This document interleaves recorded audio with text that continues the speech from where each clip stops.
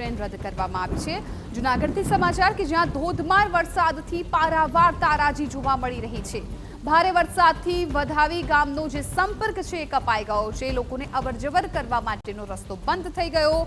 National હાઈવેના પાળા તૂટતા રસ્તો ધોવાઈ ગયો છે અને લોકોને હવે મુશ્કેલી પડી રહી છે।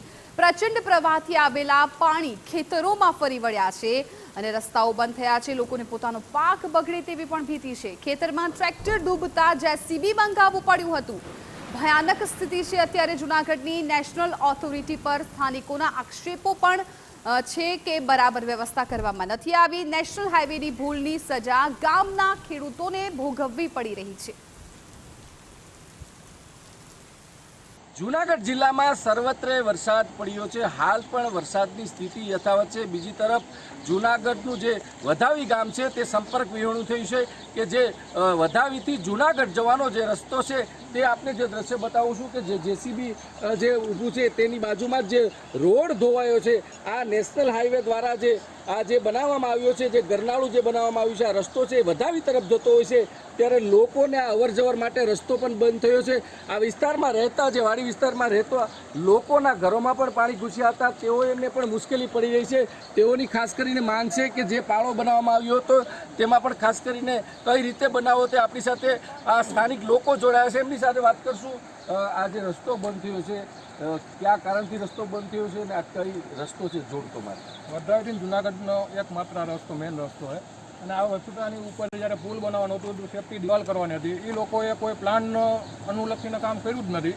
પહેલાં પુલ કરવું હતું કે દિવાલ કરવી હતી એ લોકોનો પણ નક્કી નહોતું અને દિવાલ કરી તો અધૂરી દિવાલ કરી અને અમારા જે પારા હતા એ એને હટાવી દીધા અને આખરના સમયે એ લોકો કામ ચાલુ કર્યું જેથી કરીને અમને પણ નુકસાની થાય।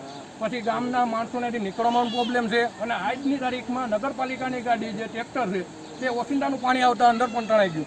એ માણસને માંડ કરીને બચાવ્યું હોય અને અત્યારે આ તમે જોઈ શકો છો જીસીબી છે, પછી નગરપાલિકાની ગાડી પણ વા છે અને અત્યારે આ પરિસ્થિતિ તમે જોઈ લો। અમારી આ પાણીનો વેન કઈ રીતના અમારી કેટલી નુકસાની વાડીઓમાં થઈ છે। અમારી તો ઠીક આગળના ખેડૂતોને પણ એવડી નુકસાની થઈ છે। અન્ય લોકો પણ આપણી સાથે જોડાયા છે, એમની સાથે વાત કરશું। કાકા, કઈ રીતે આ તકલીફ મુશ્કેલી છે? બીજા નંબરમાં જે પાળો બનાવ્યો છે તમારી શું માંગ હતી, કઈ રીતે બનાવવાનો? મેં એમ કીધું હતું સાહેબ પહેલાં એમ કે એમાં કાંઈ તમે પારો મારો બાંધી દીધું તો કોઈ કાંઈ કાન ન દીધું। આટલા અમારા ઢોરને નીર નાખવાની તરી કોને પલરી ગઈ છે તાત્કાલ, તો એ લોકોએ કંઈ જાણ જ ન દીધું અને અમે કીધું ભાઈ આખરમાં રહેવા દો, તમે દિવાળી આવતી કરો તો કે ના અમે તમને 10 કરી દઈ તો કાંઈ 10 થયું નહીં અને કાંઈ ધ્યાન દીધું નથી। અધૂરી રહી ગઈ। અત્યારે રસ્તો બંધ છે કે રસ્તો બંધ છે એટલે જો વાં અમારે ખુલ્લું કરી અને પછી કંઈ બોલ્યું જ નથી।